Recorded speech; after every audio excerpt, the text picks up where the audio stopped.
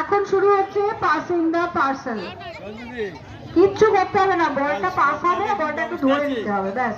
আমি এখন আর মাথায় নিতে পারছি না। কি নিয়ে আমি তো যেতে যেতে 9:30টার আগে ওখানে ঢুকতে পারবো না। আমার জন্য আনবে কি? বুঝতে পারলেন, কারণ আমি সকালে যেতে যেতে তো ততক্ষণ তো সকালের খাবারটা তো রাখতে হবে, তারপর পরে দেখা যাবে। জানি না এখন রাত্রিটা দেখা যাচ্ছে কি। আমি যাবো কিন্তু